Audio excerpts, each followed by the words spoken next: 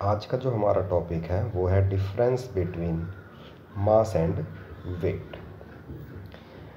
तो what is mass? Mass आपको क्या बताता है? Mass tells us about the quantity of matter. अगर ज़्यादा मास है तो इसका मतलब उसमें क्वांटिटी ज़्यादा है मैटर की।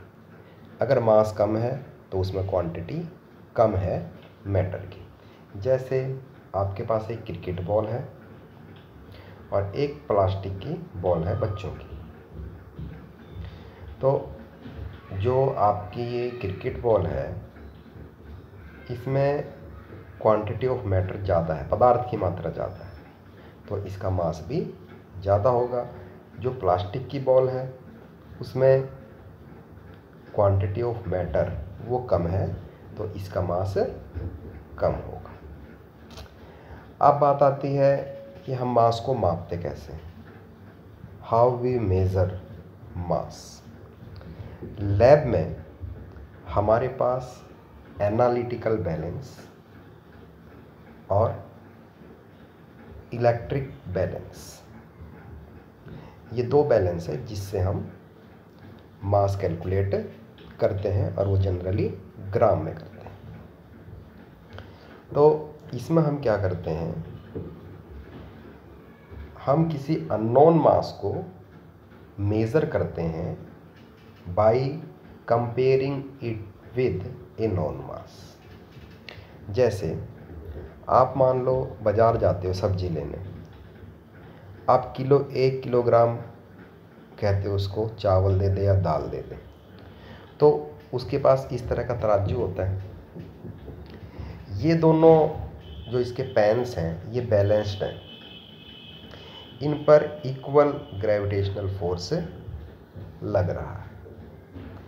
मान लो आपको 1 किलो चाहिए, कोई भी ऑब्जेक्ट, कोई भी सामान चाहिए, मान लो 1 किलो आपको दाल चाहिए, तो वो क्या करता है, पहले 1 किलो का बाट रखता है एक साइड। उससे क्या होता है, जो आपका जो पैन होता है जहाँ आपने 1 किलो का बाट रखा है वो नीचे को झुक जाता है। क्यों झुक जाता है? क्योंकि फोर्स लगता है पृथ्वी के द्वारा, जिसको आप ग्रेविटेशनल फोर्स कहते हैं। फिर आप दूसरे पैन में क्या करते हो, आपका सामान रखते हो। आपको अगर 1 किलो चाहिए तो 1 किलो चावल रखता है, तो इस पर भी क्या लगता है, ग्रेविटेशनल फोर्स लगता है। एक स्टेज ऐसी आ जाती है जब जो ये निशान होता है इसमें वो ये बताता है कि दोनों साइड जो मास है वो क्या है, बिल्कुल इक्वल है। यहाँ भी 1 किलोग्राम है, यहाँ भी ऑब्जेक्ट कितनी है, 1 किलोग्राम है। ठीक है, तो ये है आपका मास। इस तरह से मास कैलकुलेट किया जाता है कंपेयर करके नॉन मास से। ये 1 किलो का था हमारे पास, जितनी इसमें कंटेंट है मैटर की उतनी ही इसमें कंटेंट है मैटर की। ओके, मास हमेशा ही सेम रहेगा, मास कभी भी नहीं बदलेगा। अमाउंट ऑफ मैटर सब्सटेंस में वो कभी भी नहीं बदलेगी। चाहे ये जो बाट है ऊपर वाला, इसको चाहे आप अर्थ पे ले हो, चाहे इसको चंद्रमा पे ले जाओ या यूनिवर्स में कहीं भी ले जाओ, इसमें जो क्वांटिटी है मैटर की वो कभी भी चेंज नहीं होगी।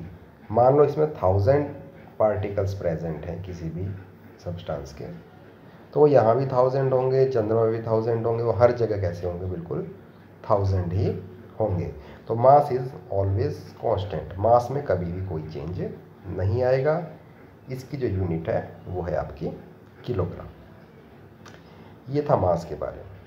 तो मास बताता है आपको क्वांटिटी ऑफ मैटर।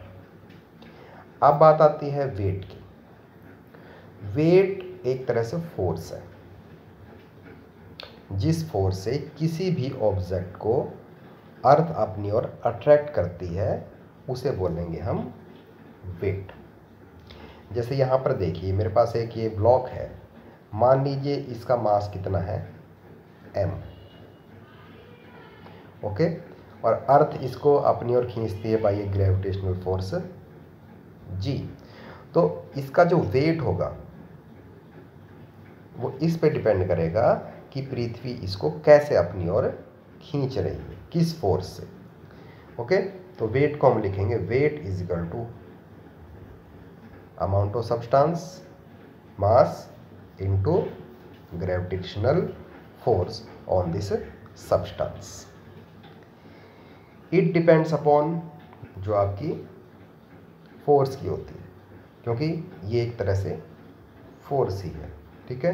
तो यूनिट होगी उसकी न्यूटन। अब चलिए कुछ एग्जांपल लेते हैं। जैसे मान लो ये इंसान है, इसका मास कुछ भी है, इसका मास मान लो it is x gram. Okay, earth पे इसका वेट कितना होगा x इंटू जी।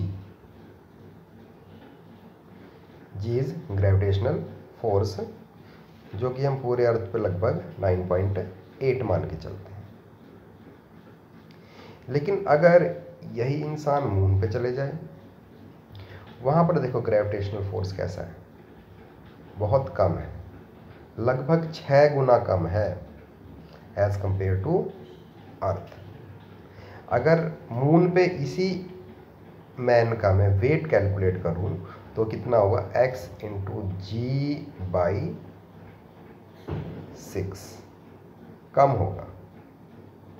तो वेट क्या है, वेट डिपेंड करता है ग्रेविटेशनल फोर्स पर, जी पर।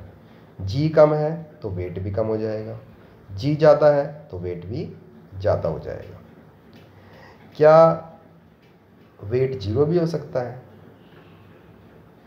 हो सकता है। कब? जब जी की वैल्यू 0 होती है।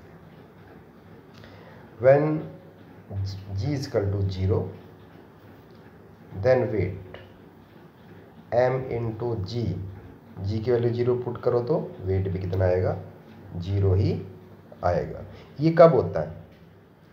जब अंतरिक्ष यात्री अंतरिक्ष में जाते हैं तो एक ऐसी स्टेज आ जाती है जब अर्थ का ग्रेविटेशनल फोर्स 0 हो जाता है, उस समय वो वेटलेस फील करते हैं।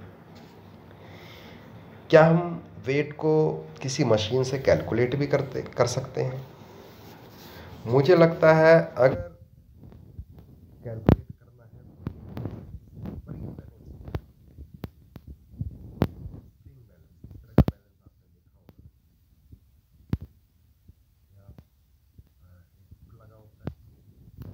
तो जब इस पर कोई ऑब्जेक्ट लटकाई जाती है तो नीचे की तरफ क्या लगता है, फोर्स लगता है, और यही फोर्स ये दिखाता है अपनी स्केल पर। तो मुझे लगता है स्प्रिंग बैलेंस से आप किसी भी ऑब्जेक्ट का वेट कैलकुलेट कर सकते हैं।